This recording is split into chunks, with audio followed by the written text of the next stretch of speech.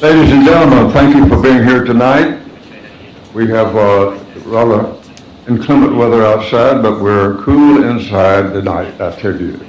So please rise. We'll have an invocation tonight by Councilmember Little, and Mr. Gary Lackey of the Chamber Leadership Council will lead us in the Pledge of Allegiance. Mic on. If you'd bow your heads, please. Heavenly Father, we thank you for this opportunity to gather this evening on this Veterans Day, and we give thanks to those veterans that have served and those that are serving. We ask your blessings on their family and the servicemen. We also ask that you bless our first responders, our police, fire, and EMTs. Protect them, Lord, as they protect us. We give thanks, Lord, for your blessings on this city.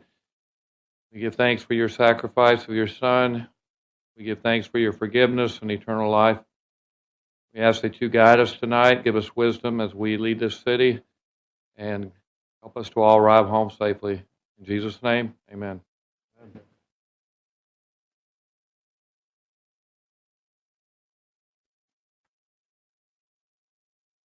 Please join me in the pledges to the U.S. and Texas flags.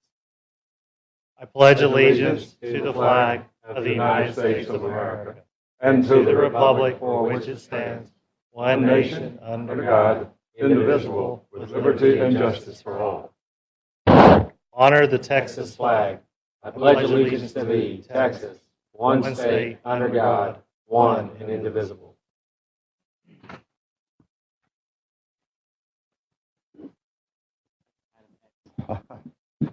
Okay.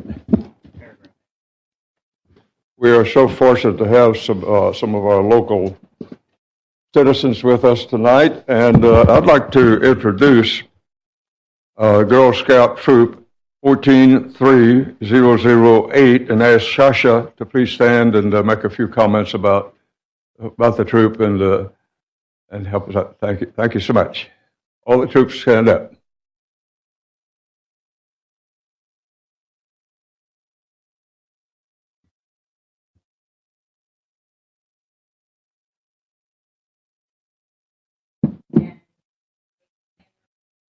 And have their own goals of what patches they want to earn. And this is the inside government patch that they're working on. So they'll go back to the troop and report on what happened in the meeting and everything. And they already had a mock vote. And so this is to earn their patch. Thank you so much. I appreciate that, you guys.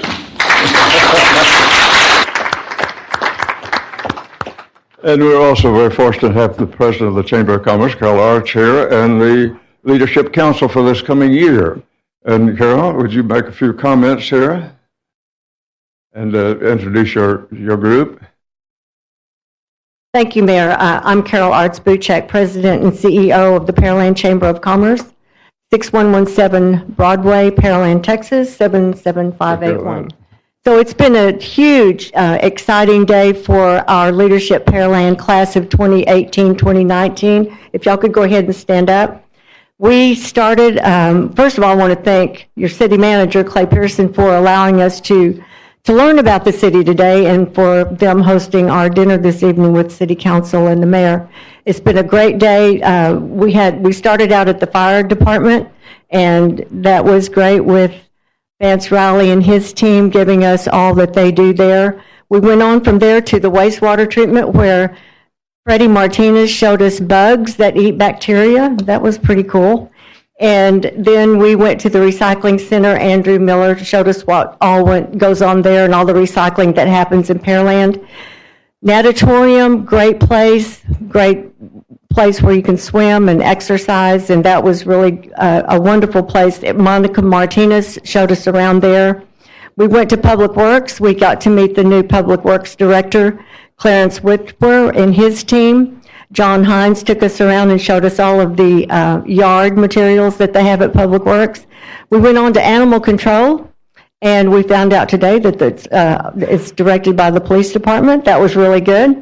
And community development. We were got to see Clarence and visit with Martin and that team over there. So we want to thank each of you and all of the departments for hosting us today.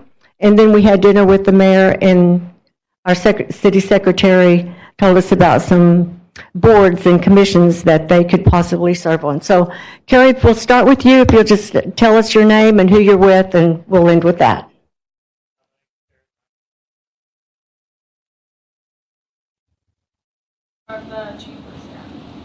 Ernest Lewis Adele Reading Center. Alexander Aquana, San Jacinto College. Lisa Ogburn, Memorial Harmon. Dina Hanks, Hanks Design Group. Sebastian Quilico, Silico Marketing Solutions. Tamala Mary Richardson, Alvin ISD. I'm John Tompkins, Loudoun Community College. And we had a wonderful alumni facilitator. And I work here at City in HR. She's a graduate of 2016, 2017. So this is our class for 2017-18. There are 9 of them in the class. Leadership Pearland started in 1999, and Larry Marcotte, who's here tonight, was in the very first class that started here in Pearland. Larry, could you stand up real quick? Thank you. We've had 16 classes since then, and we'll have another one next year, and hopefully those of you who are in the audience who are emerging leaders would like to be part of it. Thanks again. Thank you for your hospitality. Thank you for your leadership that you provide us in Pearland. Wonderful. Thank you so much.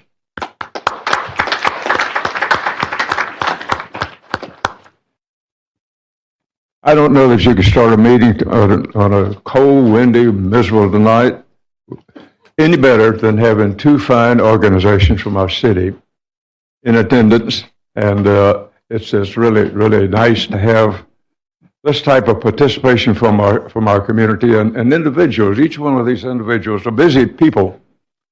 This is not the only thing they're doing. Some of them have a number of volunteer jobs, and some of them probably have jobs you make real money with.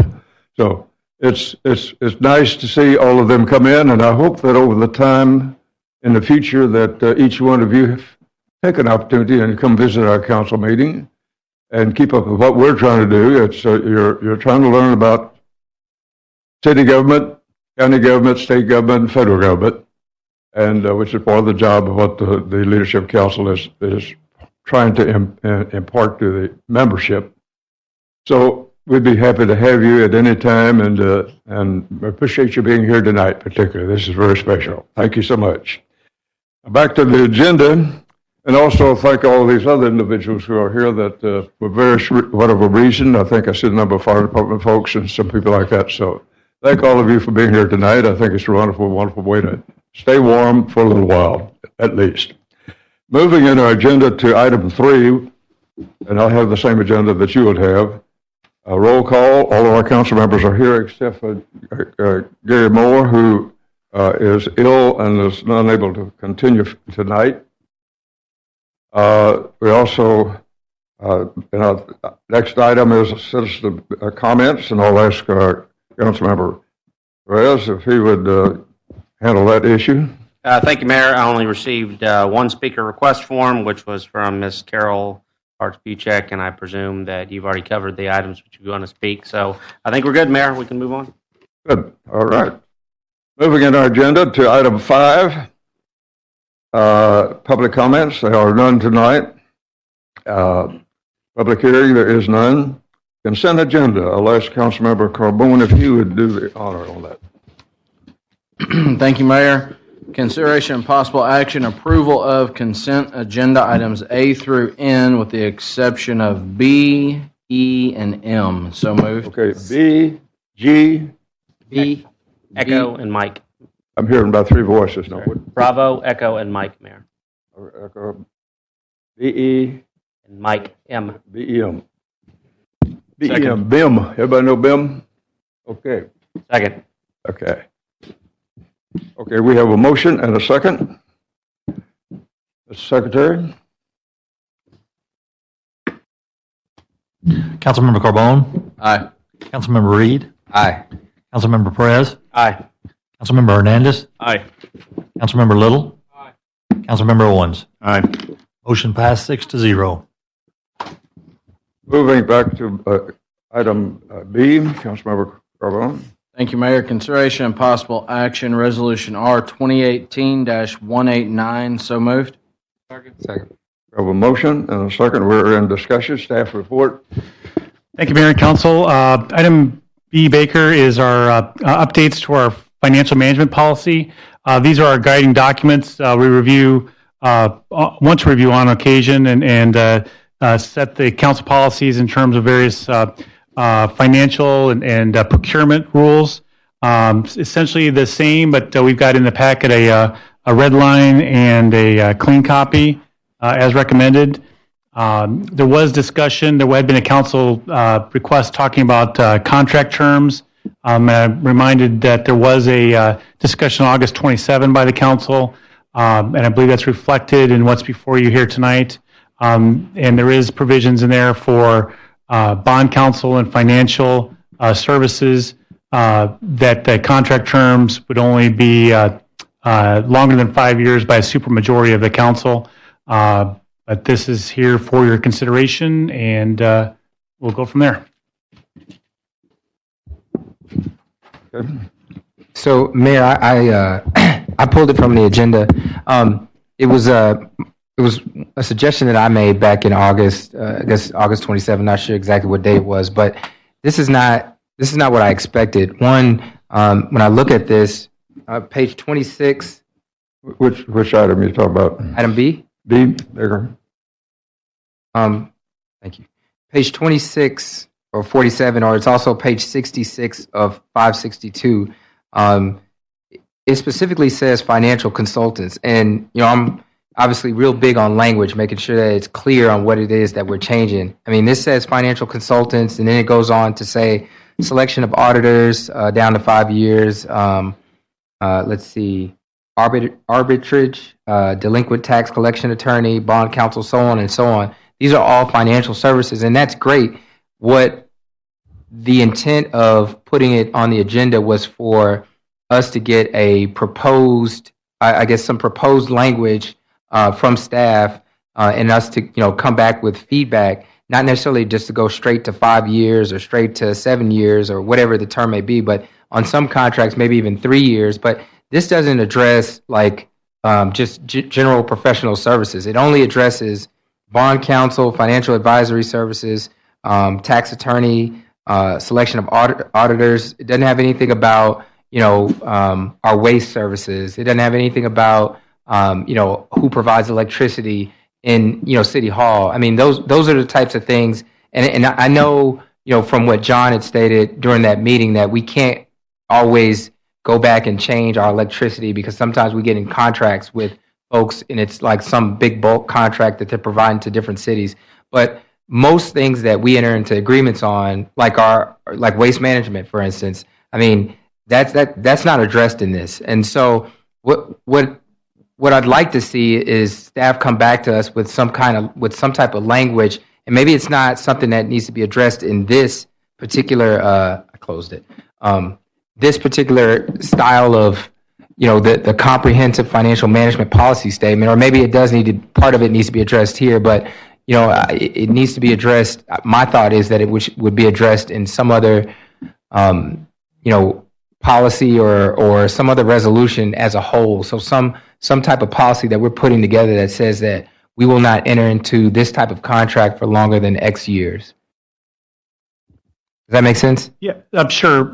So I think, this was trying to follow up on what was discussed on the 27th, and there is, John Carter helped me out with those pieces were called out specifically in the past as going longer, and that's why it's new to have, that as you noted, the contract exceeding 5 years. That's new for those pieces because there wasn't anything before. But where's the general for the rest of contracts, how that would be applied?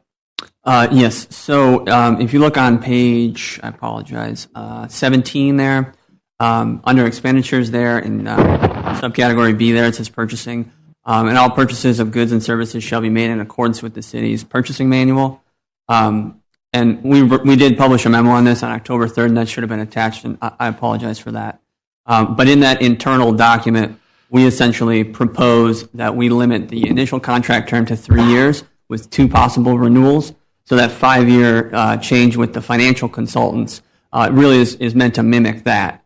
And then anything exceeding that 5 years in any case would require a supermajority from City Council. And we don't explicitly state that in this policy here because that again is in the purchasing manual we reference there. So, and just thinking legally, I'd rather see it in this, like reflected here, not just talked about, but so if somebody was just to pick up this document to know exactly what's going on. So I think we should hold off on this and maybe, bring it up the next meeting, but see that language in the interim. So I'm not sure if I need to make a motion since it was on the consent agenda or if it's just pulled.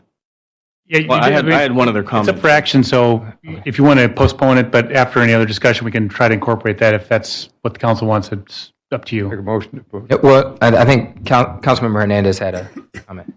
So in, I believe it's page 12, i.e., it talks about the pay-as-you-go capital projects. I just really, really like the language that was kind of previously there that talked about adequately fund rehabilitation through ongoing maintenance versus the debt financing. I think the ongoing maintenance part in particular just kind of sets a different tone and maybe is more specific than what it says now, where it just says, with the long-term goal of adequately funding rehabilitation. I like the ongoing maintenance aspect. It just makes me have a clearer picture of what our goal is. So I just wanted to throw that. It's kind of nitpicky, but I just really like that language. So. Any other comments from council? Yes, Mayor, I have a couple more. So back to the language being added, or you're going to put in the full language. John, you said that I guess in the manual or whatever you're referring to, it says 3 years is the limit and the two exceptions are what? Two 1-year renewals. So the longest a contract, if that were the case, if we chose to move forward with that, the longest we can do an initial term of a contract would be 3 years. So it would go 3 years without coming back for council renewal. And then for each of those 2 renewals, it would come back for consideration, but we could renew along with the same terms. So we'd have to kind of start from scratch at least every 5 years, but council would see it 3, and then for each of those 1-year renewals. I believe the consensus of council was that we wanted to see that every council have the opportunity to renew those. So why aren't we doing that with bond counsel and with attorneys? I mean, we could update it to get a little bit more specific if that's the route that we want to go. We did the 5 years is the total term, so we're saying, so we would include those 2 in there. And that's a little ambiguous, I apologize. So we could go back and update that specifically, but I mean, I'd like to see it consistent across the board. I like that 3 years, and if anybody else on council wants to chime in, but, and then you do 2 1-year renewals with the approval of council, and then anything beyond that is super majority. And so I think that should apply to bond counsel, attorneys, whoever. Everybody down that list. Tax folks. I guess the flip side, if I understand the way it's written, so we have, just crazy idea, we have an attorney that does great work for us for 5 years and wants to renew a contract. The guy that we've got the experience with that's done a good job to renew that contract, it would take a supermajority, yet we could bring in an outside firm we have no experience with, and it would only take a majority of council. That's past 5 years. Yeah, Right. I mean, that seems kind of backwards. I don't think that's not my understanding. It's that the initial term cannot exceed 3 years with 2 years extension. If we enjoy the work that they're doing, that doesn't mean that they can't reapply. It just means that the initial term can't exceed 5 years in total. They're not excluded from coming back. Right. It's not penalizing them. Okay. Is that? At least that's not anything I would support. John, feel free to weigh in, but it's my understanding the way it's drafted right now is after the 2 1-year renewals, if the city wanted to continue doing business with that consultant beyond that 5-year period, it would require a supermajority of council. Yeah, I don't think that's well, but that's based on that initial contract. I mean, when we renew, we're renewing essentially with the same terms. I mean, maybe prices change, right? There's different things that could change, and you make them have to compete again. The whole point of this was, hey, look, there's other people out there. I mean, attorneys, I mean, it's not going to be that. You're talking specifically about an attorney, and I guess you're using that as a hypothetical. But ultimately, at the end of the day, it's to make them compete again. It's to make them come back up and say, "Hey, look, you're not getting the luxury of just riding this wave. You need to come back up and try again for this business." And so, if we can make our language reflect that. And this is why I thought that this was going to be something that we discussed, get presented language, but we can make this language reflect the fact that someone won't be limited after 5 years. They're just not out the door, and state that they can reapply. I don't know how that would look under a different contract. And, again, they have to compete with everybody else that's reapplying. Sure, I might jump in real quick. So, the option at the end of the 3 years, the renewal would be along the same terms that we agreed to for the 3-year term. We would have the option, if the city thinks that contractor is doing good work, at the end of the 3 years, we would bring that back up for consideration.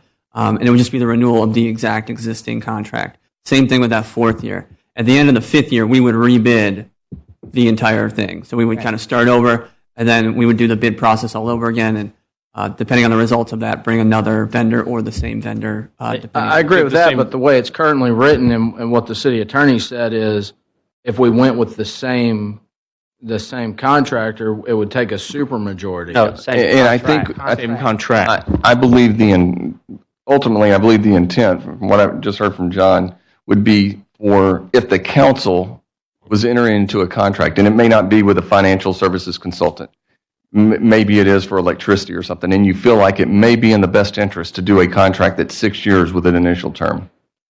This gives the council the ability to do that, but if you do that, it's going to require a supermajority vote. Does that make sense? Yes. And if the language needs to be clarified, we can always go back and do so. I think maybe for the benefit of clarification, at least what I would like to see, if we're going to keep into the 3-year with 2-year extension, if that's the will of council, there's no penalty for the same contractor to rebid and continue. I see it as an either or. If council wishes to extend that contract beyond the initial 5-year term, not the same contractor but the same contract, that requires a supermajority. If they want to rebid under a new contract, that requires a simple majority that starts over the 3-year term with the 2-year renewal. If that's not as clear, and if that's the will of the rest of the council, if that's not as clear in this document, then I think maybe when it comes back up, if we choose to postpone, to clarify that, I think that would be beneficial to us. My question would be: Are there any contracts that we routinely engage in that would be it would be prohibitive if we had a limit of 3 years with two extensions? For us to have a contract with any particular entity, such as like if we have a contract with our power provider or any particular services that extend to a long period, or typically extend to a long period.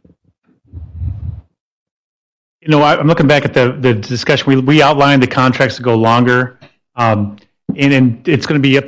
I mean, that's the unknown, and council could always suspend their rules or. He could still go forward if it was in the best interest of the city, but generally we don't, and that's why we 95% of the time do go out for bids every 3 years, and for the couple of them we have been going out even longer, and that's why that's getting shortened down. So, okay. So we think if we just have the provision for flexibility to be supermajority, that's not going to limit us at all with any particular contracts or cause us any ire with any particular contractors. It won't, provided you have a supermajority vote of the council. Yeah, I mean, I guess, would it prohibit people from wanting to bid if those terms were in place? And that's probably an opinionated statement, but are there any contracts that routinely come up that exceed those terms?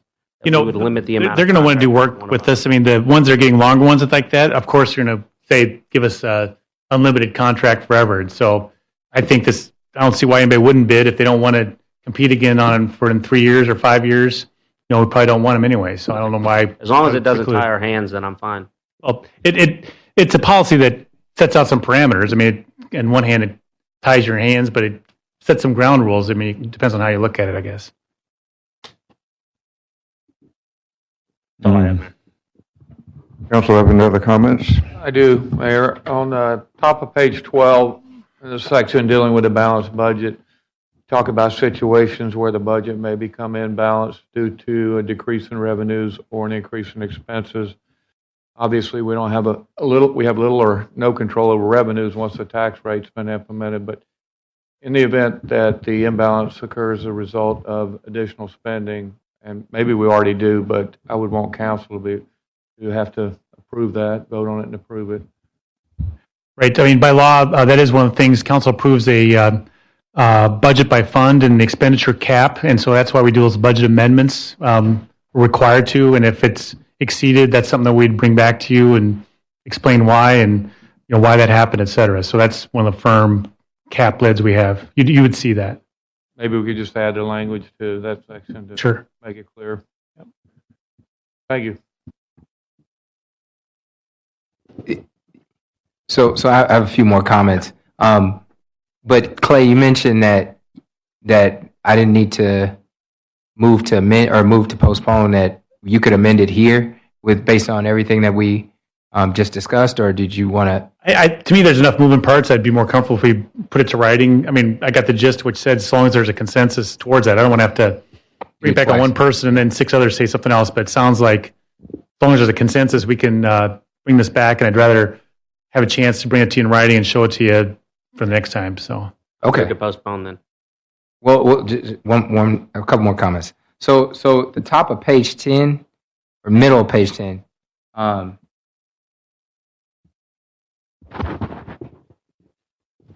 B1, why was the change from monthly to possibly quarterly? Is there an issue with getting it out monthly, or?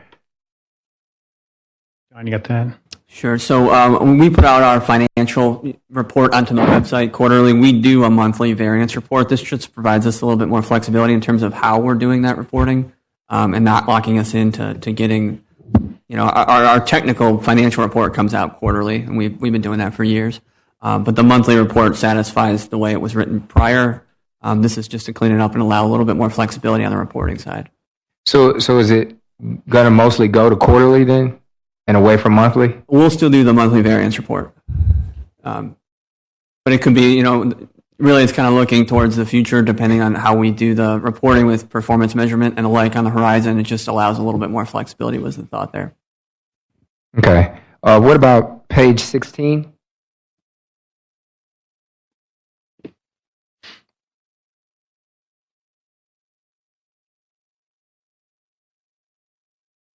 So, and I noticed this change a lot. You go from 5 to 3, looks like, and then just multi-year. What's multi-year? That every 8 years?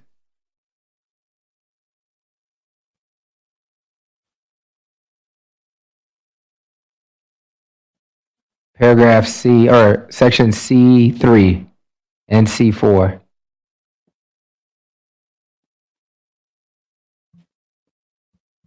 I can answer that. We just refer to it as a multi-year plan because it's just that the language has changed in the best practices that are put out by the Governmental Finance Officers Association. And anytime it's more than a one-year plan, it's referred to as multi-year. One of the things with this policy is that it had not been updated since 2011. So a lot of this is just language tweaking to get it in line with best practices. Okay. So, but will we still see, like, what we're doing in 3 years and 5 years? Yes, sir. We plan to do a 3-year plan to start with. We'd like to expand that to a 5-year plan, but right now we just want to make sure that we really pin down a good 3-year plan and work from there. So there's a possibility that you will get a 5-year, but we definitely will be giving you a 3-year plan. Okay. And that's consistent with what we have provided in the budget for the major funds, at least. I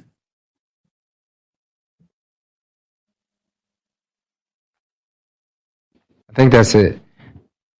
That's all I have. So I second Councilmember Perez's motion to postpone. Postpone until when? Until November 27th meeting, 26th.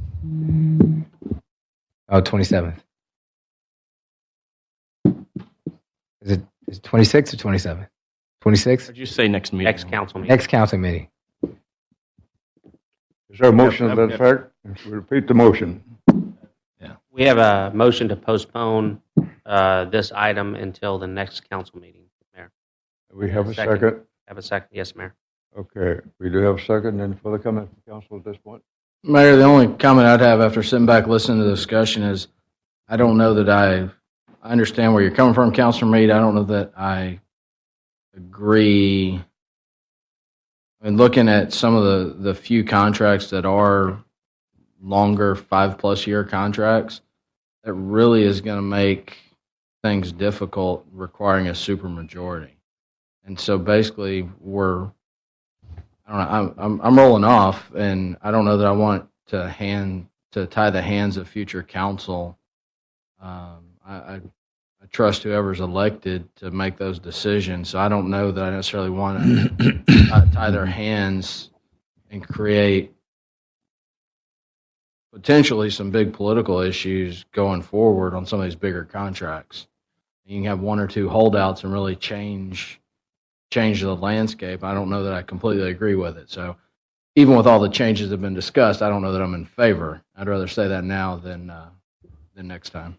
And the way it is now, the way it is now, not only is some of the council members' hands tied from the standpoint of we have no say-so on 10-year contracts right now that exist. I mean, they overrun your term and my term. And so, or my tenure and your tenure, on council. And so, my hands are tied. If I get a resident coming to me asking me about waste management, why we don't have trash cans, I got to tell them, well, look, the contract's not up until 2025. One of my kids will be in high school by then. So, it's not. I think it's more favorable than anything. And I understand what you're saying, and I agree. I don't want a good vendor to be limited. But from what it sounds like, from what Darren was saying, in the beginning, if there's a need for a lengthier contract, they can come to us without having it be a supermajority, like right off top. Like, so if there's a vendor that comes that needs a 7-year deal, right?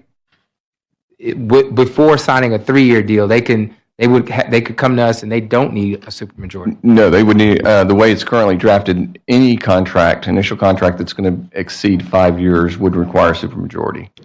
Well, let me just, we moved to postpone. Let staff have the time to prepare the documents and send out maybe a Thursday packet to give us some background, and then we can have the debate when it's represented. Yeah. When you get an auditing firm that's doing a superb job, I think you need to hang on to them today, because you get a new person group in, they got to go from scratch, start from where's the top of the line and everything. So I think you have to be kind of careful about changing up people in short terms, because it's just, and most of your major regional, I know that Houston Gulf Sheriff Council, we have a 5-year term. And there are times when we may want to extend that because of the quality of the personnel and what they have done and contributed. So it's something that's got to be pretty careful, because you might wind up with somebody you wish you hadn't done, getting a hold of a brand new person. So just a thought to think about. We do have a motion and a second to postpone to the next meeting. Is there any further comment on that? If not, I'll ask the Secretary. Councilmember Perez? Aye. Councilmember Hernandez? Aye. Councilmember Little? Aye. Councilmember Owens? Aye. Councilmember Carbone? Aye. Councilmember Reed? Aye. Motion passed 6-0. That information wrapped up. Let's move then to item number E on our consent agenda. Councilmember Carbone, would you place this on the table for our consideration? Thank you, Mayor. Consideration and possible action, Resolution R 2018-211. So moved. We have a motion and a second. We're in discussion. Staff report. Thanks, sir. We have several enterprise-wide software packages that we rely upon daily. This particular one's with Superion. They've been bought and sold, and they include the SunGuard and HTE package. This includes our Track-It system. It's all our community development processes. And that's a new one. Up until 2 years ago, it's a lot more, less automated. And so Track-It's been a big conversion, and we've made that transition. And we're continuing to perfect that. But by and large, there's thousands of permits that get issued through that, and allows customers to access and use that at off hours and submit their comments or their submittals electronically. It also allows staff increasingly to provide their comments and provides a good record keeping for that electronically. This also includes OSSI, which is a legacy system that we have in policing for record keeping there, and then our old HTE system. We've got at least this is probably last year you'll see this part of it, but that is our old system for financials and so forth. That was a HTE product. So this is our annual service contract. It allows us to get the updates and service from the companies, fixes as we go along, et cetera. Council, have any question or comment? Mayor, I asked for that to be pulled for one particular reason. And then a lot of it goes into the last conversation that was had on contracts. It's when I get down to page 44 or 41, was the original contract actually signed by Paul Groman in 1994? There's some old, yes, there's the HT stuff that was way back, and that just continues to roll. It's, I don't know that we necessarily, that was the contract that we've continued to work off of, and the original purchase, I guess, back then, so yeah. Okay, because I just wondering on that, there have been several conversations come up previously with Council Member Reed, previously talking about the length and time of contracts that we've had here. And I know Waste Management during that time was a discussion for that, and there was basically good reasons. But when I was reading through this one and seeing that the same contract, some had been modified, but it was actually signed by Groman in February 22nd, 1994, which dates this one. But it looks like some changes have been made on that contract. As we go through, there's some scribbling on it and marking out and Xing out different areas. It's the same contract we had in 1994 with the same company, except they've been bought and repurchased and what have you. This is a little different. I mean, I hear what you're saying, and that stood out too. I mean, part of that goes to just how old the original system was that we bought, back then, and we've been working up to, and like I said, that'll be going away. But this is the maintenance for that, and that's what we're renewing is the fixes and the packages that go with it. So it's not like, in those cases we're buying new services. This is a service contract for something we've already bought and paid for. It's like your Microsoft renewal. You're not buying Microsoft again. You're just getting the annual service maintenance contracts. That's what's before you tonight. With this same contract, would it fall up under what it was discussed in the previous one? Not really in my mind. I mean, just because of what I just said, it's not like we're buying that, and we're buying a new service contract. We renew that every year. And that's what this is. We're renewing the service contract. We're in, like when you buy most software packages nowadays, you're locked in. I mean, you can not pay it, but all that means is you're cutting your own nose off that you're not going to get the support for the package when you need it. Yeah. Okay, because that was what I had, for a discussion on this, but, seeing what we're going through tonight, it's almost $800,000 for software packages and on the maintenance on it. So that was my concern of the date going back to 1994. That one's got a weird piece with that old, we never, in the 20 years since then, we haven't bought a new package like we had 2 or 3 years ago.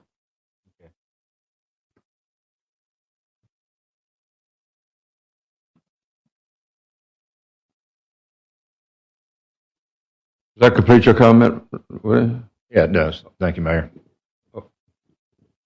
Okay. You're through, okay. Council, any further comments? So this is also renewing the E-Track-It. Do we have any hopes of their service getting any better? Yeah, I mean, it's been used. They've been bought and sold, and so frankly, we've not been enamored with their communication has been good, mostly.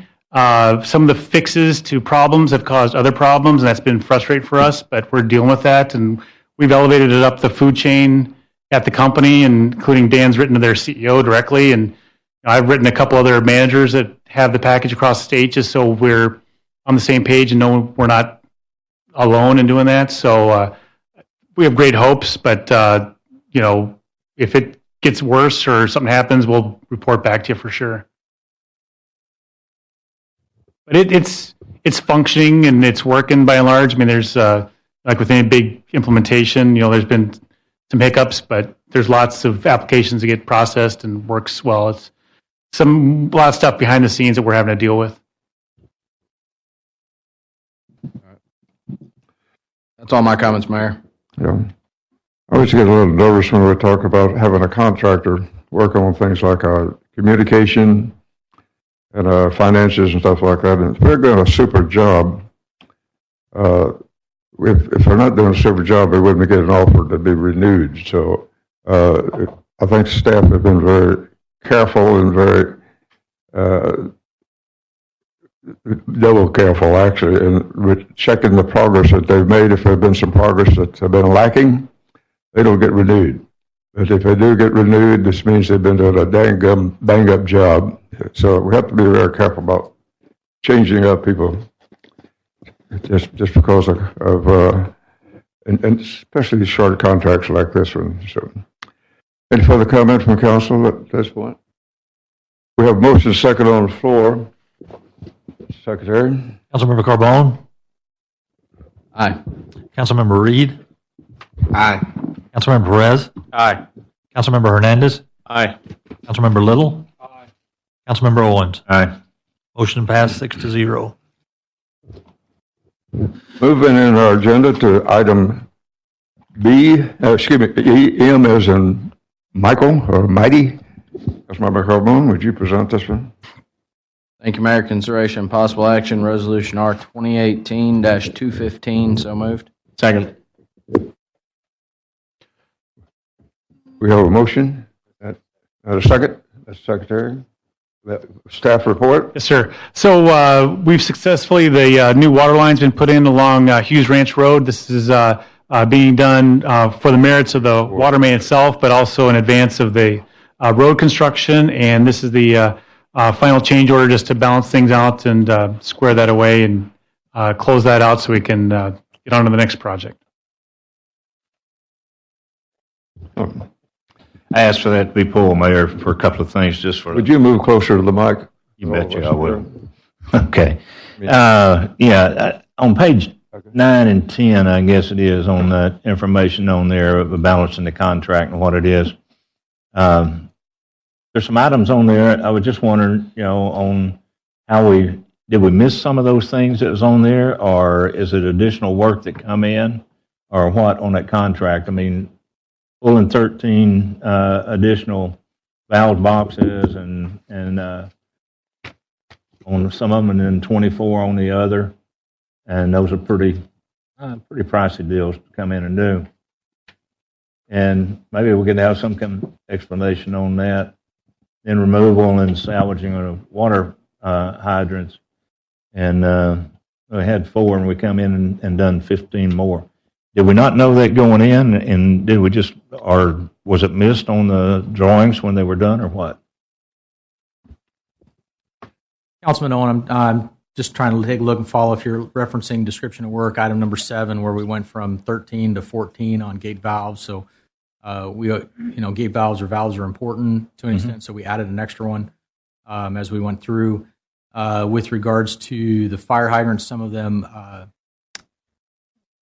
we probably more or less were taking and going to try and reuse the old ones. However, we decided to take them out and salvage them and put new ones in, so we salvaged those and went from there. Regarding some revisions, we had some deductions in quantity as well to offset. I hope that answers your questions. Okay. Well, I just wondered why we didn't understand and do that in the beginning on there. And then hand excavation of dirt. I had to excavate by hand 457 cubic yards of dirt. One thing is with regards to back on the water lines, that was one of the old mud districts too. So a lot of those maps we did not have or transferred over. So some of those we had some unforeseen lines in there.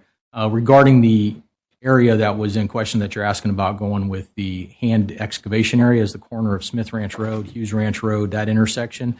There is a huge fiber network in there that AT&T failed to notify us what was there back during design, and then when our contractor went out there to go ahead and start excavating, the spaghetti network of fiber optics in there came in, and so we spent quite a bit of time trying to determine another route for the water line, and that was unsuccessful. And so we worked with the contractor, and then they hand dug around those fiber optic cables. Okay. On some of these on here, Robert, why didn't y'all come back with a change order? The total amount on this thing is, even with the deducts on it, still $58,000. On some of the change orders, or why did some of this come back in a change order to us?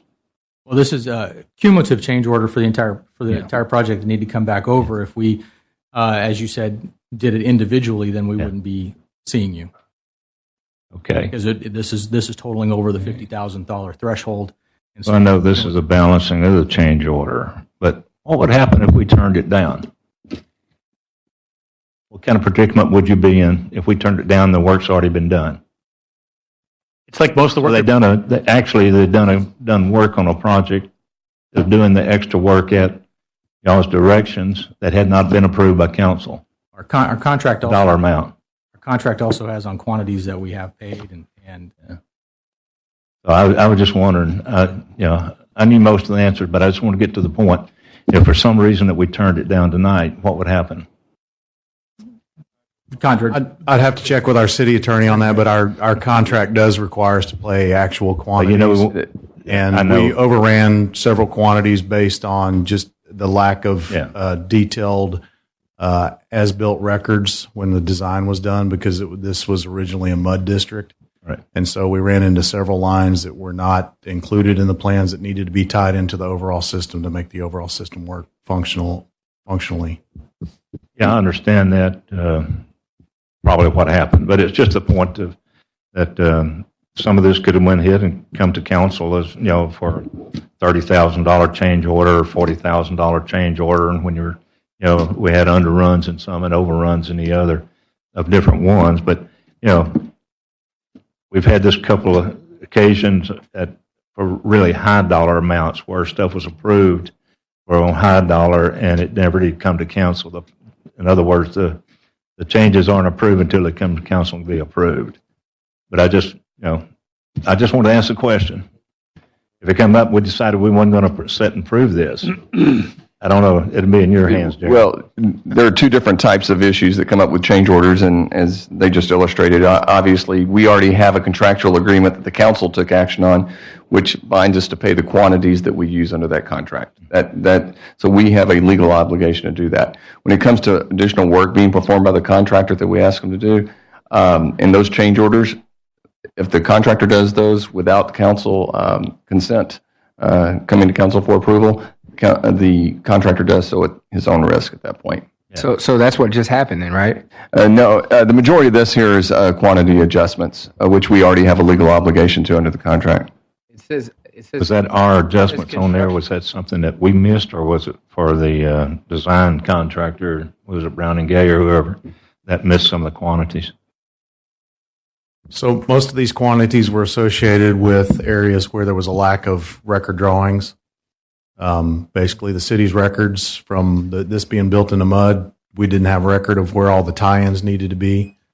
And so as those additional areas and tie-ins were discovered during the project, we made those tie-ins as opposed to not doing that. So I can't say that our design contractor missed those types of things, because there were no record drawings indicating where some of those lines were. Let me just It looks like the construction manager's in the audience tonight. Is that right? Yeah. Well, before you call him, let me just say that water lines are tough to predict. The quantities are hard to predict because you can't survey them. You can't identify the depth of water line. You can't identify all the service connections particularly on an older line, particularly one that was an old mud line where the records aren't good. I mean, to be honest with you, I'm surprised that the change order is this small. It's routine for water line work for you to go to the contractor and say, we're hoping for the best in the plans, but you got to dig it up and make sure. I think I'm concerned that we would make any suggestions that the work that was done by the contractor to move this project forward would not get approved. I mean, they did the work. It's nothing that's out of scope. It was just rectifying quantities for them to perform the job that we asked them to perform. And there's never a civil engineering set of plans that's perfect. The engineers try and do the best with the information they have. The contractors bid based off that information, and as things modify, then change orders are produced. I think if we go into the suggestion that for each individual quantity bust, let's say we're out in the field and the inspector says, I think it'd be a good idea for us to add a valve to this line. It's not in the plans, but let's go ahead and add it. Everybody agrees. Now they've got to wait for us to give a change order for a $400 valve. We delay the project to where it's ineffective for the contractor to even want to do business with us. I think this is the best routine. If it's not a change in scope, if it's just some quantity modifications, we rectify it at the end after the work's been done, but on good faith that we're going to pay them. I mean, what you're saying, it's the same thing as if you do business with another company. At some point, somebody's going to have faith. I'm going to pay you under this contract, and you're going to do the work, or I'm going to do the work under this contract, and I'm going to agree that you're going to pay us.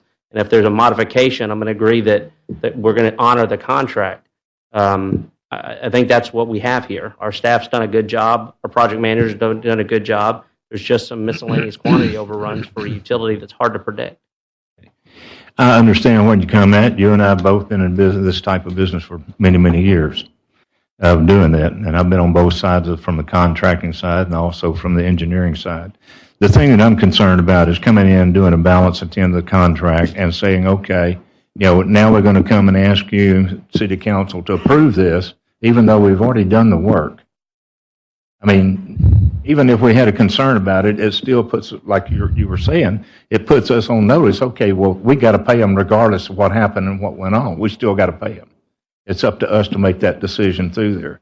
And I'm just saying, and this is a small change order, I guess $50-something thousand, $58,000. But the thing about it, we've had one that slipped through the hoop and been appraised. That was a pretty good size dollar amount.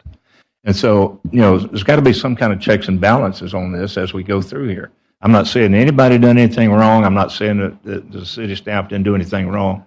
But to come in and approve the work and go ahead and do it and then come back and lay it on our table, we've already done the work, but we need you to go ahead and prove it. That's the thing that is a concern, because it can be $58,000, it could be $500,000 or whatever, and it doesn't make any difference on there. But I think it's just a responsibility of that needs to be done. I appreciate what you're saying. I mean, I trust our staff. Our guys have been doing this for a very long time, and I've rarely ever seen them do wrong. And when there has been wrong, there's been rectification. To the point that you were talking about a significant overrun that was unauthorized, there was some severe rectification to that. I think for this type of change order, the work was in scope.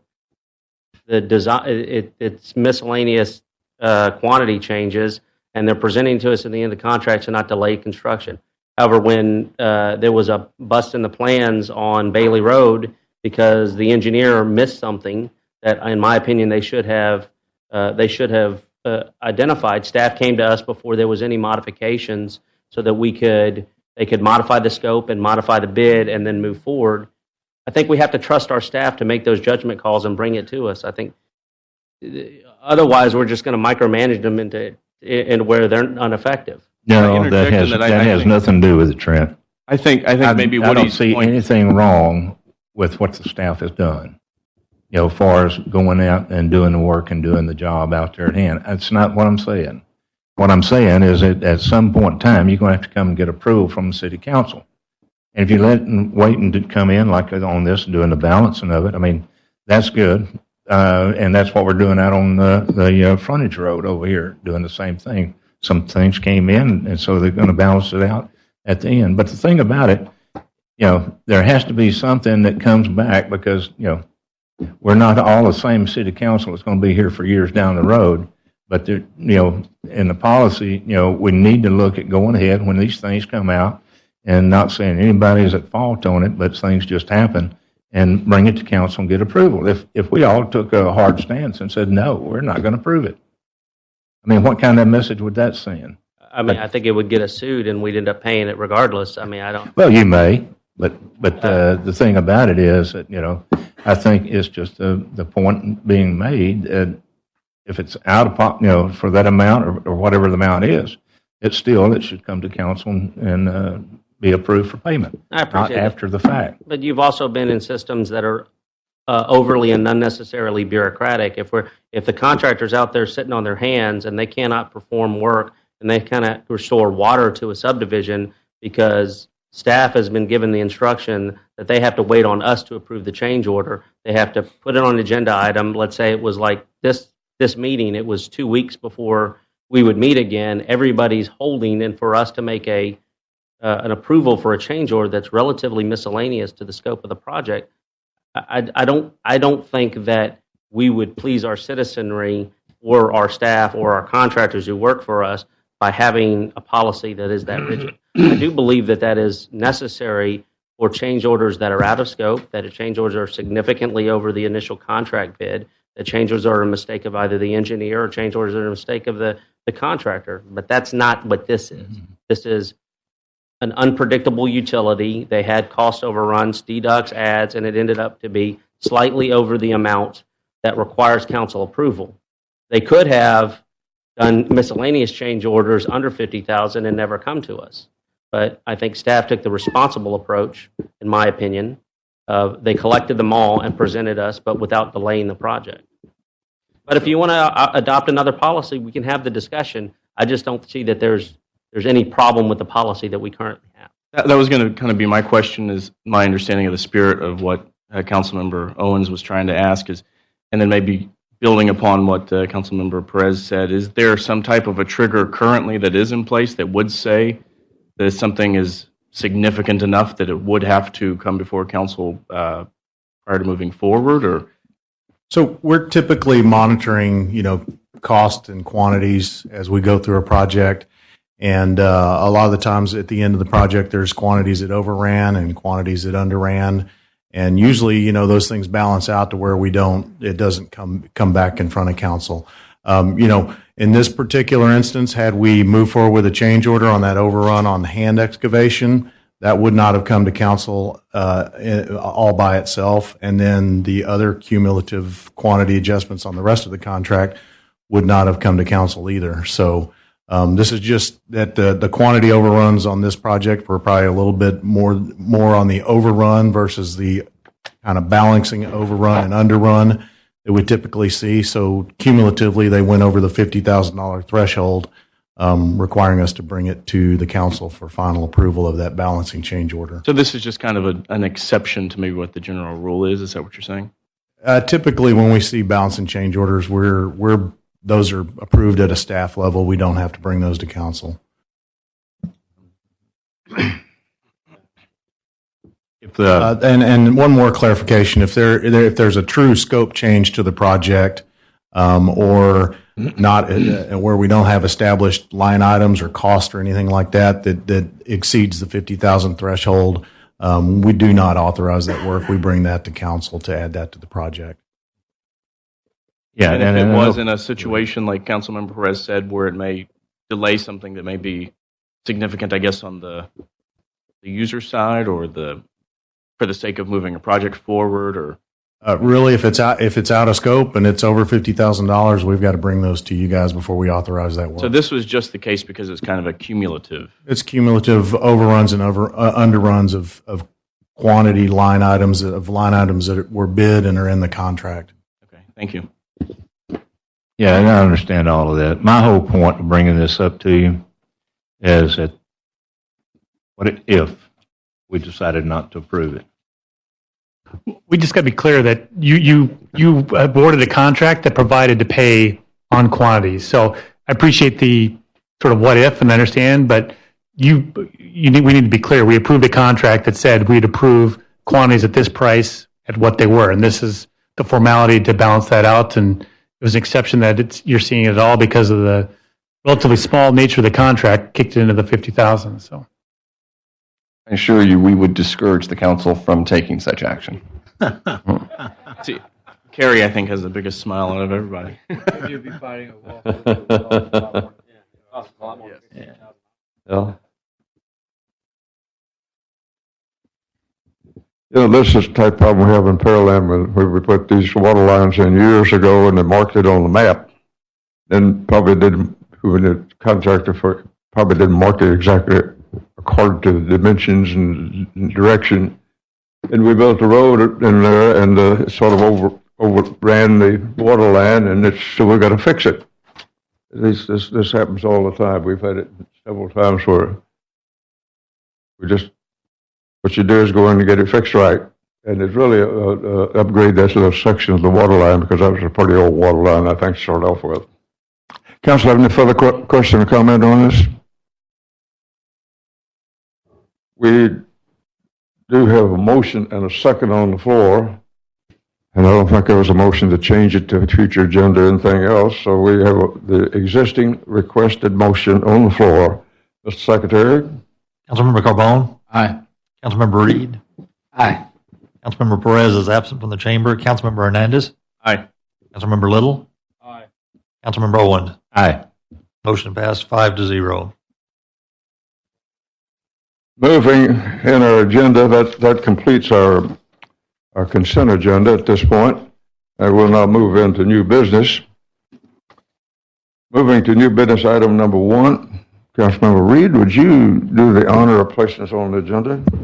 Thank you, Mayor. Consideration of possible action, first reading of ordinance number 2000M-178. So moved. Second. We have a motion and a second. We are in discussion. Staff report. just to remind, we've seen this many times. Council carried this over for the applicant if they wanted to come, but got a positive staff recommendation. This is for a part of a project that's a PD, and items such as the signage is dictated there. They actually want to provide a little smaller sign, and so they're required to get this PD amendment to do even that. I believe the applicant is here. For that report from staff, council have any question or comment on this item?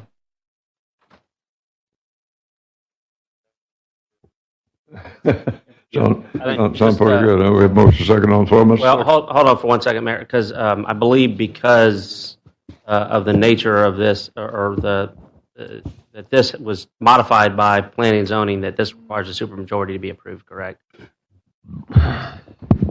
That is correct, yes. We presently don't have availability to do that right now. That is correct. We'll need to wait till another council member gets in here before you can do that because it will require 6 votes to be approved. Okay.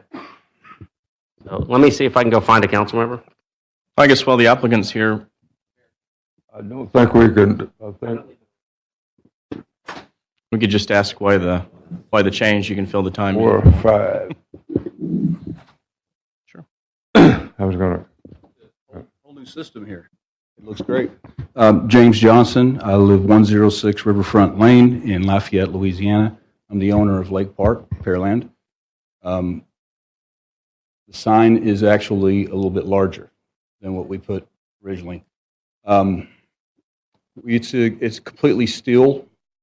It's done by a nationally collected artist who does outdoor sculpture. She's done stuff for Texas Tech Business School. She's done installations in New Orleans in front of the courthouse. She's been commissioned to do police monument.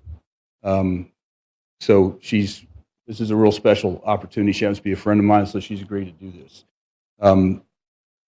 We currently had sort of a placeholder. In my mind, it was a placeholder, just the normal standard subdivision sign.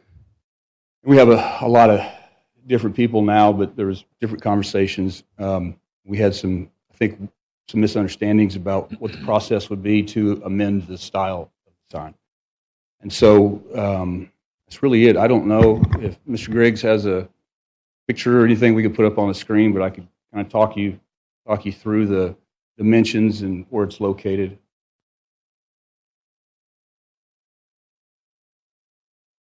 Any other? Yeah, there you go. That is actually made out of 100% steel, except for the bottom, which is a concrete pad. It'll sit in the same location as the other side, the other sign did. This one I think is a couple of feet higher than normal regulation. Two-sided, so when you flip it around, it's the exact same thing, coming and going each way. Really I guess about all I can talk about is sign. So we appreciate approval. It's about 3 times as expensive as what we were going to put it there, and we feel like it's a big improvement, and it gives a little, I don't know, I think just doesn't look like everything else sitting there. So we've been real successful so far. We're leasing at a rate of 9-10 a week, and we want to get a sign up there and let people know we're open. Okay. Thanks for taking the time to come here and explain that to us. We appreciate it. I appreciate it, and I would have been here for P&Z, but I live out of state, and I think I had some confusion about what it was. When I heard that they had turned it down unanimously, I don't know why it got turned down, but it's a beautiful project, beautiful sign. So I'm open for questions if anybody needs. Mr. Johnson, you have a really quite attractive project there, a series of buildings that are very attractive, great location, and it's when I drive by, I don't know what it is because there's no sign out there. So this is an opportunity to at least give a sign of what the place is. And the other thing I like about your sign is that Pearland is a tree city, a recognized national tree city, and as a result, we're very proud of the fact that we have a lot of trees, and you emphasize that with your tree. Well, the name of the project obviously is Lake Park. We brought in water it. I brought in about 70 mature oak trees. We were trying hard to make it keep that consistent. That's our logo as well for letterhead. So I think that's great. I like that person very much myself. Council, any questions, comments? I guess a comment. So maybe to Martin, the vote failed at P&Z by 1 to 5. Can you give us some commentary as to why this failed? Sure. I believe this may be a super majority. Right. Correct. So when this went to P&Z in September, their general reason for voting it down was due to the development as a whole, not necessarily to the sign itself. So you're saying it does require a supermajority? Is that what you're saying? Due to the vote of 1 to 5, that's what's generating the supermajority. May I ask a question? Mr. Grigg said they voted it down because of the project as a whole. I'm not sure I know what that means. He did say that, but we can't speak too much outside of the scope of what this vote is covering. So I'm sure staff can provide you more details outside of the public meeting. Okay. And it is the amendment of the PD. I've actually been told that the project was not impressive, and they should leave it as it is. It's a $56 million project with the lowest density in Pearland, 7 per acre. We have put up 8 acres of parkland for the public. We built colonnades, fountains, splash pads, pavilions, all open to the public. It's all on over 30 acres. It's the only master planned townhome project in Houston. And you won't see another one like it because you cannot build that with that low a density and buy that much land. I owned the land for almost 20 years. Yeah. And that's why we were able to do it. The council approved your project at a previous meeting. Yes. And now it's just a fact, it's just a problem of having some kind of location, which I would insist that you do put something out there, and I think this is an appropriate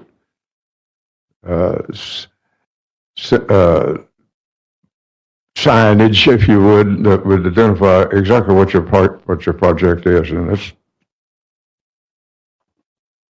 Council, have a further question, comment? Yeah, I would just reiterate that we're not relitigating the entire PD. We're just talking about one sign. Yep. Okay. I have a question, Mayor. How did the sign look in the original PD? It looked like a typical subdivision sign with the etched limestone and brick, just a monument square. Because I'm going to be honest with you, that one looks pretty basic. I mean, if it just looks like a pretty, piece of stone, looks nothing like a Southern Trails, which you obviously had a hand in that as well. And Right. so, I'm just letting you know from my standpoint, if I'm driving down Cullen, it's diagonal to, well, not diagonal to, but Crystal Lake's not too far from there. But you move closer Crystal to Lake's your in mic. south of the high school, is that right? Yeah. Coming back there? Yeah, Country Place. I mean, there's a lot of. I mean, it's pretty nice area. So, I mean, is that the sign? The new sign? That was the old sign, actually. This is from I the mean, original plan. That's not plain. What you just showed us is plain. So I'm probably going to be voting no. Okay. So it's probably going to fail. I'm just going to say this one time. If we do stuff like this, as an American citizen and a guy who's developed in Pearlands for over 20 years, we get into a very dangerous situation when we start turning people down for this kind of stuff. If y'all bought a house and it had blue shutters and you wanted to paint them green, and someone came along and said you can't do that, and that's real close to what we're doing. If you guys turn the project, if you turn it down, this sign is a huge improvement. And for somebody to tell me that does it look better, the project's, it just doesn't make any sense to me whatsoever. So if you guys turn it down, I'm going to build that sign, and I'm going to have to find something to do with the other one. That's it. Thank you.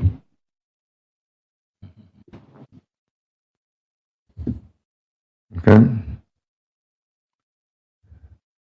If the council does not have any further comment, I'm going to ask, I'll make a motion to postpone. make a motion. Yes. I'd like for, I mean, You're doing it based off the aesthetics, is that? no. Well, based on what he just said, if someone presented me or called me up and said, "Hey, come to my house for this Thanksgiving dinner. We're serving fried turkey," and I get there and you baked a turkey instead of frying it, then to me, I've been bamboozled.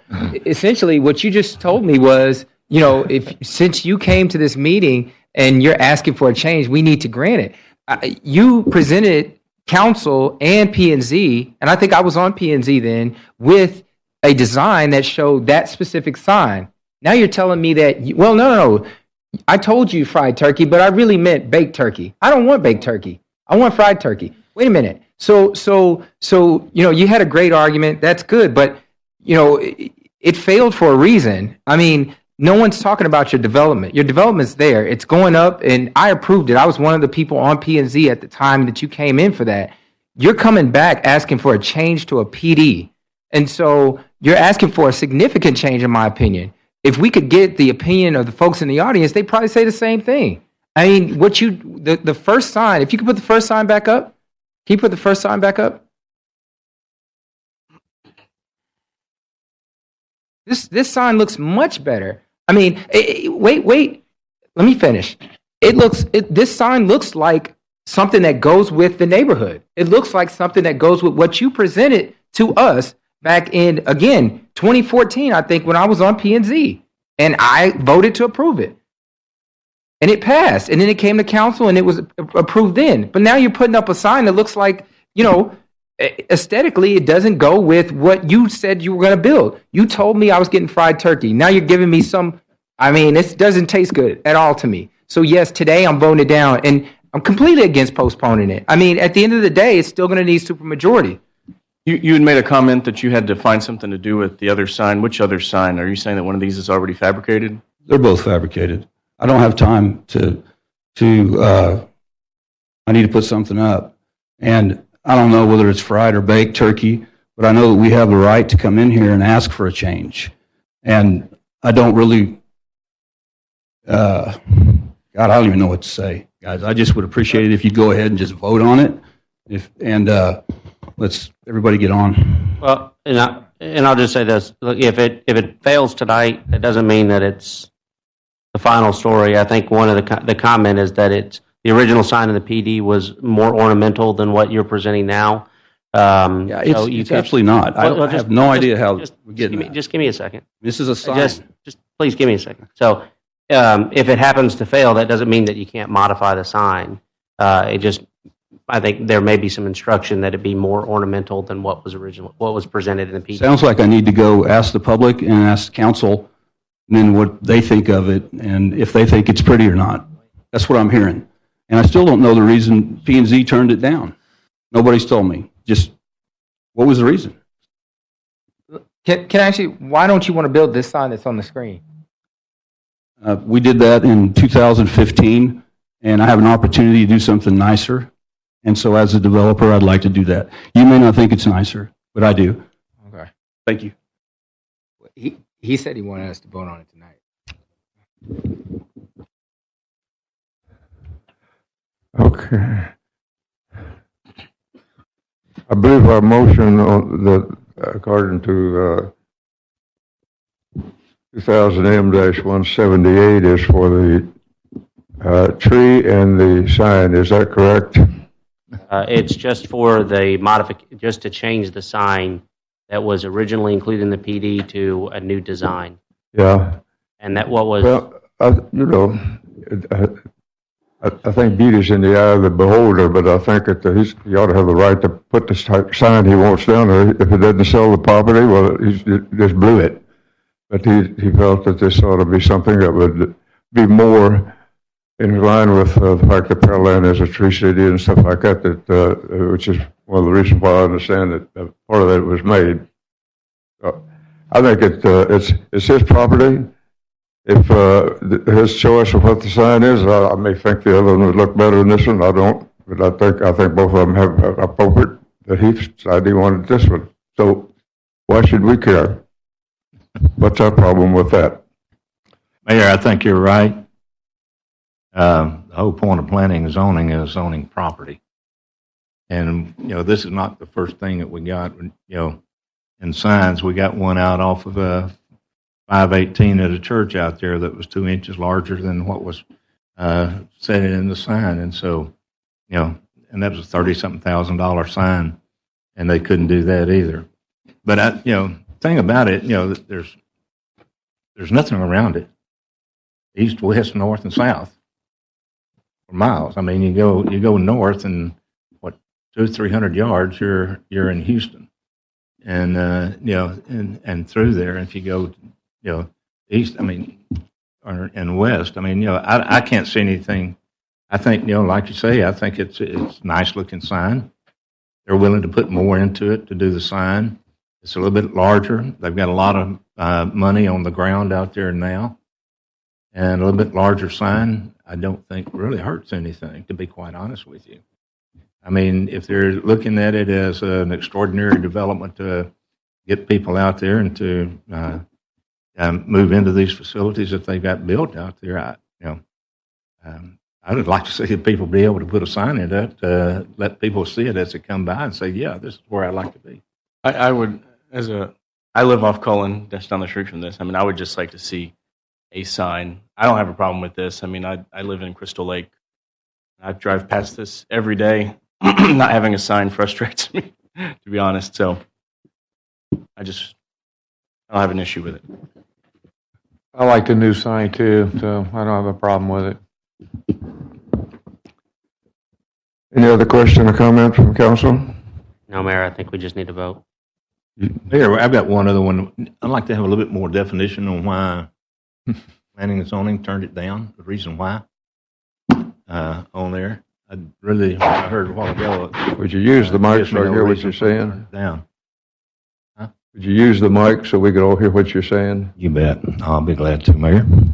No, I'd like to have more of a definition of why it was a 1-5 vote turned down by planning and zoning. Kind of different. Some indication why it was. So as I mentioned, simply put, they were not impressed by the development. There was not a whole lot of conversation between the P&Z members.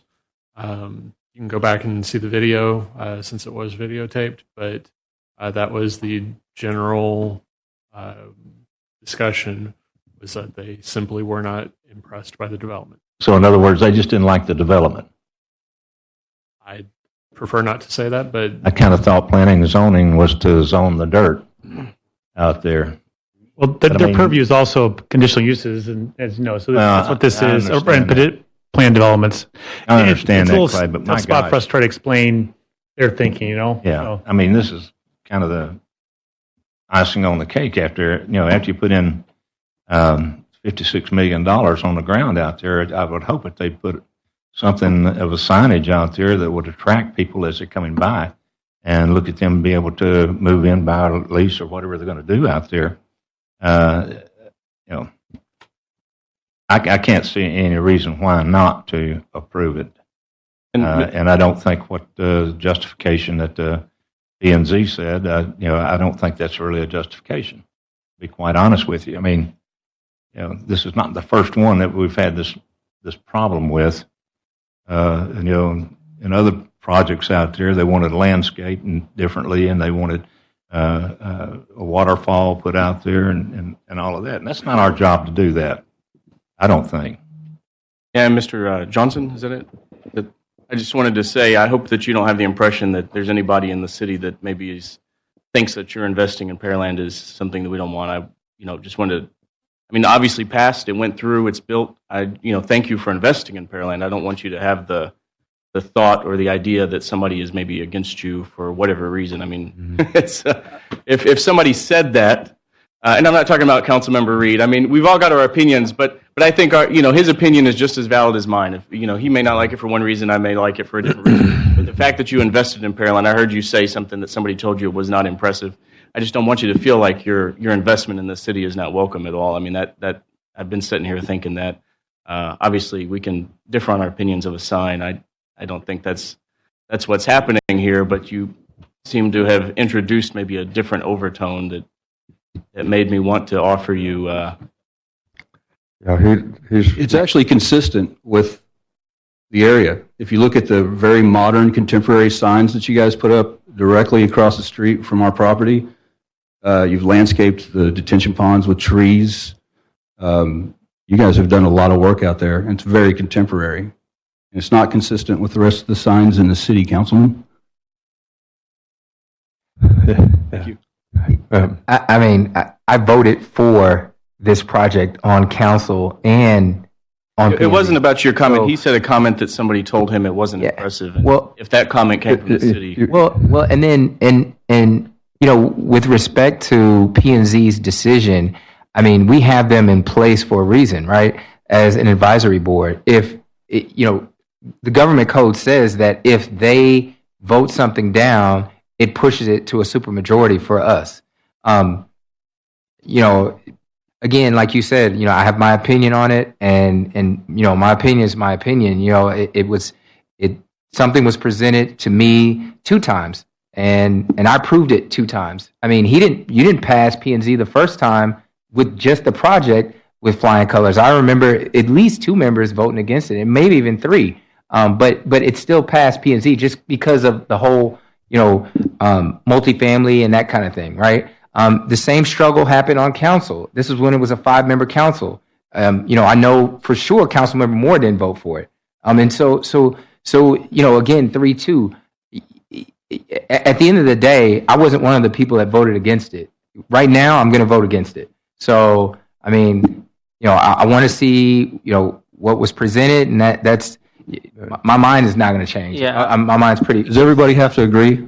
Everybody? That's a supermajority, all council members? So it's clear. We'll wait for the vote to tell on that. So it's clear the situation we're in, the way that our rules are written for a zone change, which this would be, because you're amending a PD, because it did not get a favorable vote from planning and zoning, it requires a supermajority of council to approve it, for it to be approved, as opposed to a simple majority. In that case, it would be 5 of the 7. This would require 6 of the 7.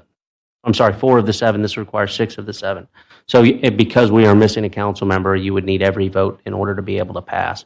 I don't want to officially call the question, but I do think that this kind of vote is kind of settled. So we need to Question, debate and move forward. in the past, the mayor has voted In absence of a council member, is that appropriate now, Mr. Coker? No, it would not be because per the charter, he can only vote in the event that there is a tie. Understood. Hey, thank you, everyone. Did you have Mayor, I'll second Councilman Carbone's motion to postpone this until Councilman Moore returns. He's going to vote it down. But, I mean, at the end of the day, he said he wanted to vote on it today. Well, there's a motion and a second, so we have to vote on it. Let's go for it. That's fine. I think it ought to be voted on and made a decision here tonight. Well, I think you're right, Mayor. It should go ahead and be voted on, even though it's probably, I'm sure it's not going to pass. Well, we are right now. We have a motion and a second to postpone, so we have to vote on that. You got a second? I didn't hear the second. David, Councilmember Little. To postpone it? So now we must vote on whether we agree to postpone it. If we postpone it, then we vote on it in the future. If we do not agree to postpone it, then we can vote on it tonight. I don't think it'll be changed by then, so what's the difference? We do have motion second on the floor, Mr. Can't argue the merits. Right now, there is a motion and a second on the table for it to be Motion second postponed, on so the we'll need to table. take a vote on that action first. Secretary? Councilmember Carbone? No. Councilmember Reed? No. Councilmember Perez? No. Councilmember Hernandez? No. Councilmember Little? Yes. Aye. Councilmember Owens? Postpone. I don't think at this point it makes any difference to postpone it, and you don't have enough votes anyway. No. Is that a no? Motion failed 5-1. Okay. We're back on the table, huh? No. It's no. Now When this we're is voting. when this happens in a city, and we're told what to do with our land in this fashion, this does not make guys want to develop. And if I can't put the sign up in front of my development that I want to with this kind of money and all the years that I've invested in Pearland, I won't develop here again, Councilman. This will be the last time. Thank you. What do we call it even at this point? We have, after discussion, Mr. Secretary, I believe we have a motion second on the floor for the original motion to put the tree and the sign, whether the words are on the sign, but it's a Tree City tree. Councilmember Reed? Absolutely not. Absolutely not. Councilmember Perez? Aye. Councilmember Hernandez? Aye. Councilmember Little? Councilmember Owens? Aye. Councilmember Carbone? Aye. Motion failed 5-1. Moving in our agenda to new business item number 2, Councilmember Perez. Thank you, Mayor.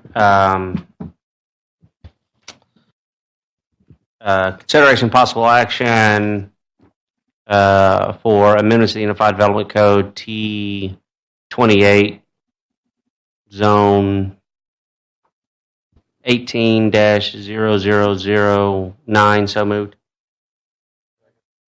We have a motion and a second. Staff report. Thanks, sir. So time to time, we're looking at the Unified Development Code and looking at improvements and amendments to that conditions warrant. And one of those is before you tonight. This was actually originated with a council request, and that's to look at the requirement that we have for existing developments when they have significant size and scope, that they've got to meet certain provisions of the UDC to meet the current codes, and call those triggers. What would trigger the requirement to meet other parts of the code when a new development comes in or addition to an existing building? We had discussion here at council, and then went to P&Z, and they held a public hearing and discussion. They've got a recommendation. What's before you in the first reading ordinance is what the P&Z recommended, and I believe that's putting forward like a 15% basic trigger that if an existing project meets that, then they've got to meet those other provisions. I believe staff had recommended a 10%, so that's an option. That'd be a simple majority if the council wants to roll it back to that or something else. So this is just a first reading of that code requirement change, and looking for your direction on that. Council have any question or comment on this item? Yes, Mayor. So just for clarification, the trigger is based on square footage of the existing structures or the occupiable space? The existing structures. So if it was, like, for instance, if it was a home, the garage would count as part of the square footage percentage? Correct. Okay. We broke it out to have paved area as a separate calculation. Okay, and yeah, exactly. That was my next question. So the paved areas, are we still considering those and defining those as structures? Paved area now is any paved helicopter parking, up to driveways, parking spaces, anything that is flat concrete work. Okay. I guess it's independent of how we define it. The flat work is going to be considered separately as a trigger, and planning and zoning asked for the amendment instead of 3,000 square feet of additional flat work, which would be an impervious cover addition. It would set up 3,000 be 5,000. So it'd be 5,000 front and 15% of the total building area, either or, correct? That was what P&Z recommended. Staff still recommended the 10% and 3,000 square foot. What do you believe would be the differentiation between 10 and 15% improvement before it's triggered? Why would 10% be a better option than 15? When you look at some of the buildings that, for instance, are along Broadway, a lot of the improvements that we're seeing are going to hit just at or just below or at 10%. If we raise that up to 15%, then we are missing out on improving some of the building stock that is in the city.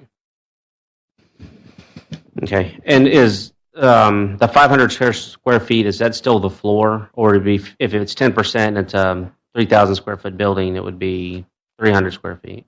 Everything would have a minimum 500 square foot. So 500 square feet or 10%, whichever is higher. Yeah, with a minimum of 500. Okay. Right.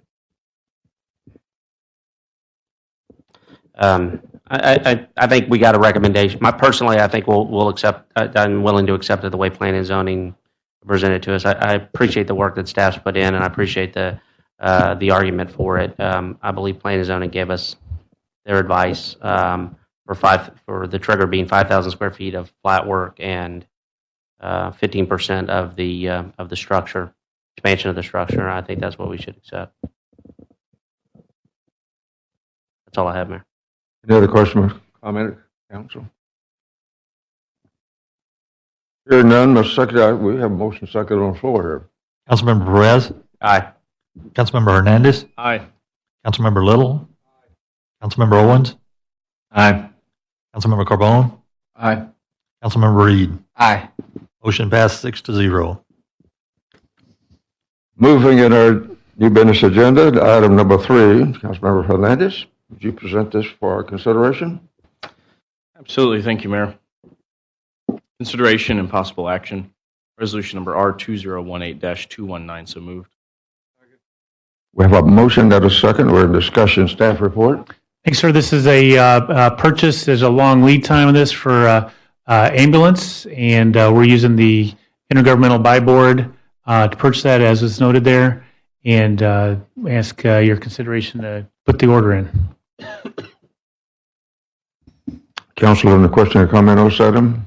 Just one question. How do we select the dealership for which we're purchasing these from? I believe that's just off the buy board. I mean, from that selection, is that what you mean? If we go from the buy board, there's already a dealership that's associated with the buy Right. board. That's what they've done. They've bid it essentially for a blanket for the area, so we can buy off of that. Thank you. And the buy board item is perused and reviewed carefully by our fire department. Yes, sir. And it looks like they've selected Mack Hike Dodge Chrysler Jeep. And their decision was to buy. Any further council questions or comments? Any further comments for council on this item?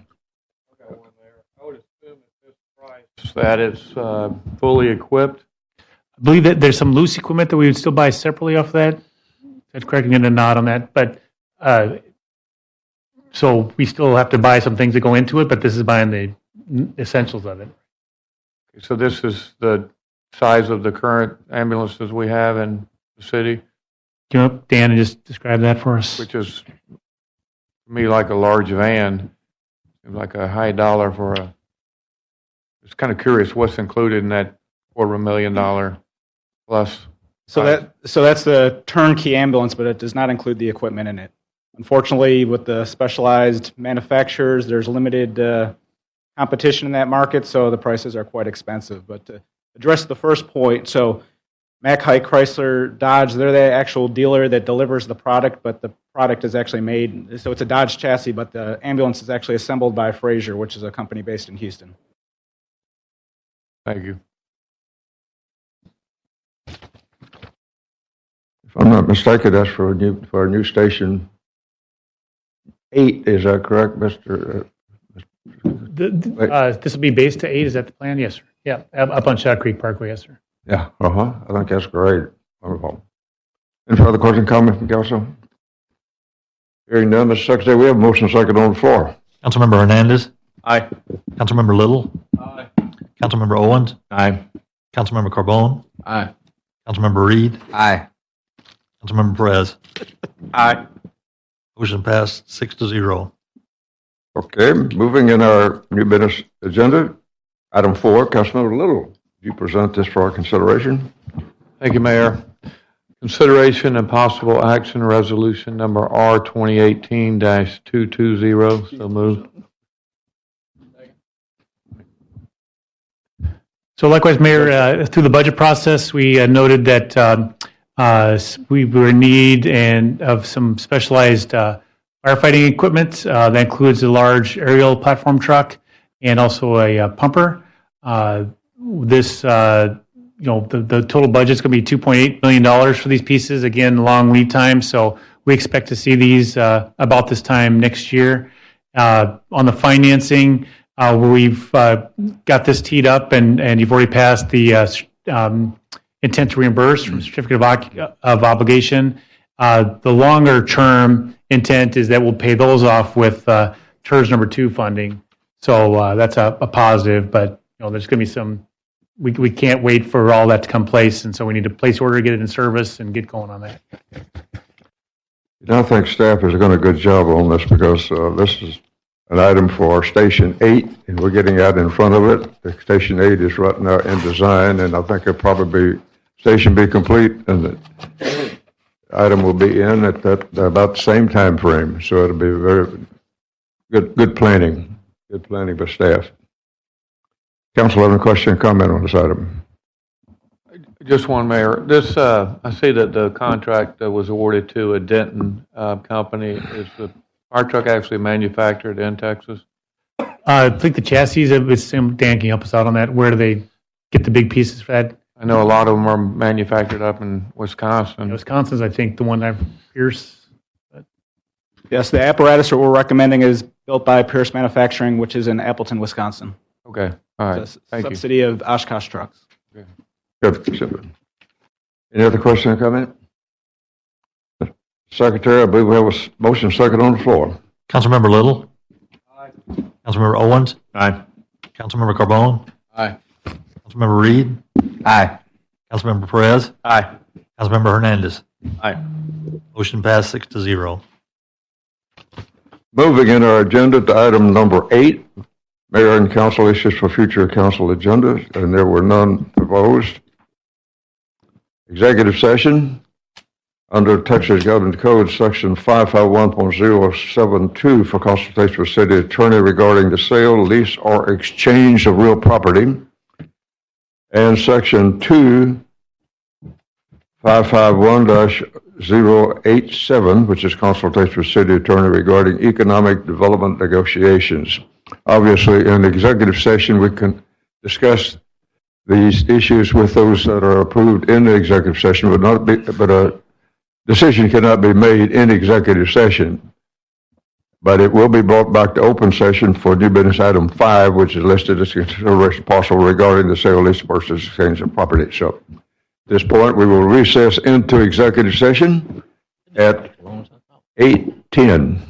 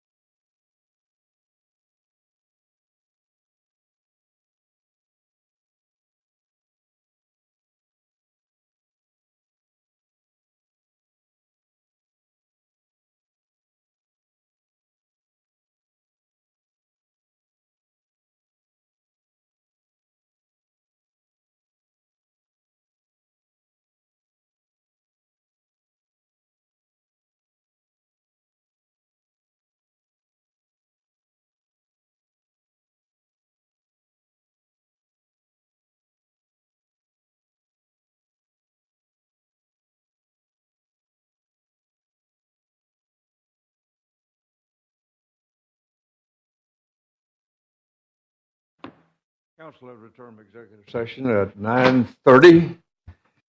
Moving to new business item I, considering possible action regarding the sale, lease, purchase of real property. Yes, Mayor, I'd recommend a motion authorizing staff to proceed with the sale of surplus city property located on Walnut Street in accordance with Section 253.014 of the Local Government Code. Specifically, those addresses are 3808 Walnut and 3718 Walnut. So moved. Second. Do we have a motion second? Did I hear a motion second on this? Yeah, okay, I didn't hear the second part. Motion. Secretary, we've got a motion second on the floor sitting here. Councilmember Carbone? Aye. Councilmember Reed? Aye. Councilmember Perez? I recuse from the vote. Councilmember Hernandez? Aye. Councilmember Little? Aye. Councilmember Owens? Aye. Motion passed 5-0. There being no further business for the city council meeting and this executive session, we are adjourned at 9:32.